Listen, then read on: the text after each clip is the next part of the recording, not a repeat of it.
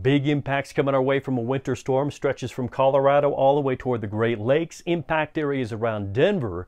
Travel out of DIA may become slow or stalled, as we'll call it, as we get into Wednesday morning. There's a look at the travel impacts. Look at that huge area of the Central U.S. that will have impacts to roads and air travel. The storm, as it gets going off of the western slope of Colorado, you can see some of the mountains there, the hogbacks. As this starts to move into Newcastle, it's spreading into Palisade. Watch the beautiful time lapse out of Palisade, the heavy snowfall there. We have some clear mountain ranges in the distance, and then we're going to bring in the snow on top. See the peaks? That's the storm as it begins to develop and move into Colorado, and the clear before the storm happens around Denver. That time lapse out of Denver over the last 24 hours. In today's daily shower, you get the idea. We're going to focus on where the impacts are going to be for Wednesday, Thursday into Friday. So we're talking about the 18th, 19th, 20th, and then we'll take a longer look at a pattern flip. What happens with our weather pattern as we close out January and hit February. So this animation is going to replay a few times. Let's watch it carefully. This is the last storm system, the current one that's starting to move over the Great Lakes and dissolving, if you will. The next one is right in here. So let's watch it form as it forms over the southwest and starts to move in over the Four Corners. There it is in Illinois, on up toward the Great Lakes region. That is happening as we go through Tuesday night, Wednesday, into Thursday. So again, watching Tuesday night, storm develops over Colorado, spreads heavy snowfall in Nebraska and Iowa, southern sections of South Dakota, Minnesota, and then that snow hits Wisconsin with a wintry mix, some ice, a rain-snow mix expected in parts of Kansas, northern Missouri, southern Iowa, southern Nebraska, close to Omaha, and then that storm will spread rain and a wintry mix around Chicago, eventually getting to Toledo, eventually getting to Detroit. But again, in the next couple of days, watching that developing storm there as it grows, gains in a lot of intensity as it moves through the plains into the Midwest. That's going to be the biggest impactor of the next week or so. Let's take a look at the timeline. This is the Weather 5280 snow timeline for Denver, Colorado Springs, and Fort Collins, breaking down when the lightest to heaviest snowfall will be. And for Denver, when we have travel impacts, perhaps out of DIA, would be coming Tuesday evening. This is 8 o'clock. Heaviest snowfall there, and it goes for about 12 hours. Goes until Wednesday morning. If you like kind of a breakdown, the simple look at when the snowfall will be heaviest for your location, go ahead and put your location in the comments section, and I'll address that on future storms for you. Again, biggest swath of snow covers a lot of the Central U.S. Let's get a little bit closer here. In around Denver to the northeastern side of Colorado, easily right around a foot of snowfall in a lot of locations there. General forecast is 6 to 12 for Denver.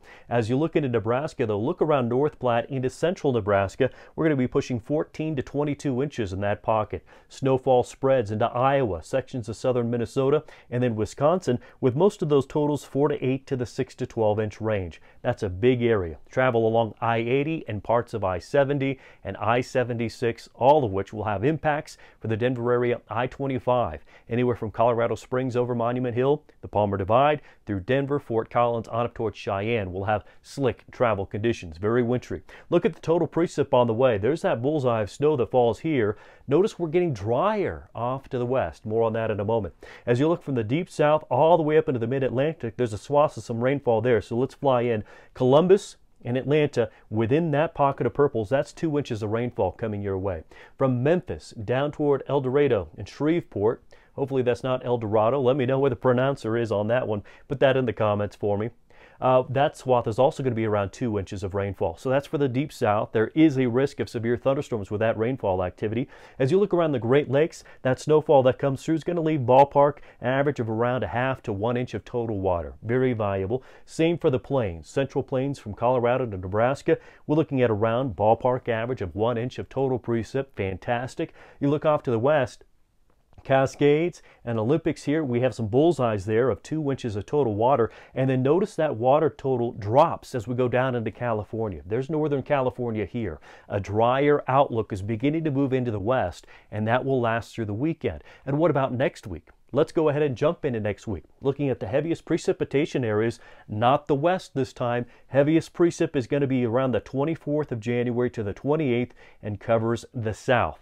Not to say it's not going to have some rain or moisture out of the west or elsewhere, but the heaviest by relative terms is going to be down here across the south. Temperatures, there's a change there as well. It's been so mild for a lot of us so far this month, but we're going to bring in colder temperatures. So we have a risk of much below normal temperatures the 24th through the 30th to close out the month for the western half, western 2/3 or so of the country, as that cold air will start to spread in to the east. The outlook for the start of February changes. Warmth for the east, colder temperatures for the west and the northern plains into the central plains. That's how we'll start off February, colder than average. What about moisture? We'll still have moisture for the northwest and the west, as well as part of the Rocky Mountain region. Moisture also from the Ohio Valley to the Mid-Atlantic and New England states. Driest areas, the southern plains. That's how we're going to start off February. That wraps up today's Daily Shower. If you like the format of this video, go ahead and let me know by hitting the subscribe button and also like. Appreciate everything you do for me building this weather community. I'm Matt Makins. We'll see you the next time.